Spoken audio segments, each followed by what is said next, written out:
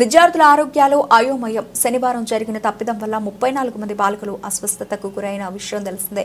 నిన్నటి రోజు కూడా అదే నిర్లక్ష్యంతో ప్రభుత్వ బాలికల ఉన్నత పాఠశాలలో భోజనం సరిగ్గా వండి పెట్టకుండా కడుపు మండేలా చేస్తున్నారని ఎస్ఎఫ్ఐ తిరుపతి జిల్లా ఉపాధ్యక్షుడు తేజ ఆందోళన వ్యక్తం చేశారు. సోమవారం రోజున బాలికల ఉన్నత పాఠశాలలో మధ్యాహ్న భోజనం పరిశీలించిన తేజ మాట్లాడుతూ డొక్కా సీతమ్మ మధ్యాహ్న భోజన పథకాన్ని రాష్ట్ర ప్రభుత్వం స్థానిక విద్యార్థులకు రుచికరమైన నాణ్యమైన భోజనం పెట్టాలని చెప్తున్నాం.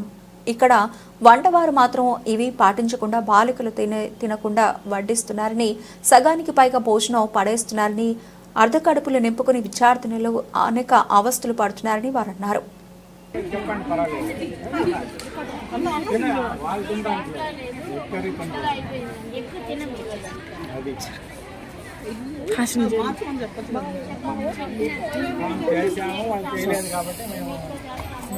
మొన్నప్పుడు దాదాపు 38 మంది హాస్పిటల్లో చేరినారు.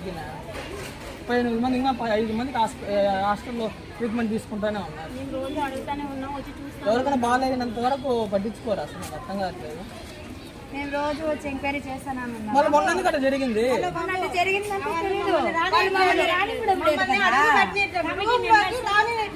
చెప్పండి.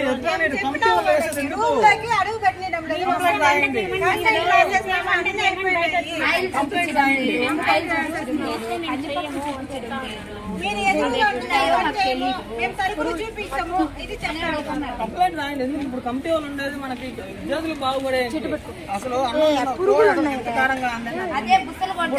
దాదాపు మొన్న ఫ్రైడే రోజు హాస్పిటల్కి వెళ్ళి వచ్చిన వాళ్ళు మళ్ళీ ఇంత హాస్పిటల్కి వెళ్ళరనేసేట మళ్ళీ హాస్పిటల్లో జాయిన్ అవ్వాలండి. నాకు అర్థం కావట్లేదు మీరు చేసేది. సార్ వాళ్ళు పోరాడుతున్నాడు. మీరు కమిటీ వాళ్ళు మీరే కంప్లైంట్ రాయాలి. సార్ వాళ్ళు గవర్నమెంట్ జాబ్ ఫ్రైడే ఇప్పుడు జరిగింది రాశారు. కానీ ఇప్పుడు వచ్చి వీళ్ళు 10 సంవత్సరాలు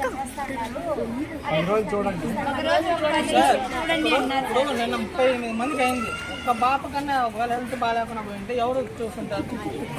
ఏది కాడు వస్తారు, ఏ నాయకులు వస్తారు? తండ్రి ఎవరు చెప్తారు? అసలు ఇప్పుడు మీ ఇంట్లోకి తినేస్తారా? అక్కడ బిడ్డలకి మీ ఇంట్లో తినేస్తారా? 10 రోజులు అంటున్నారు. 10 రోజులు మీ బిడ్డలు తింటే హ్యాపీగా పెట్టారు. మీ బిడ్డలు 10 రోజులు అన్నారు. మీ బిడ్డలు 10 రోజులు తింటే హ్యాపీనా? ఇప్పుడు సార్ వేసుకున్న అన్నం తిన్నావు సార్, ఏదో పిల్లలు తినేస్తారు. కూడా కడిగి పెడతా అంటే కారం తప్ప నాకేం తెలియదు.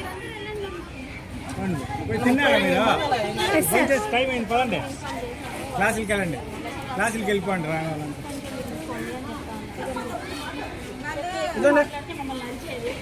కర్రీ ఎక్కడి ఇంత తీసి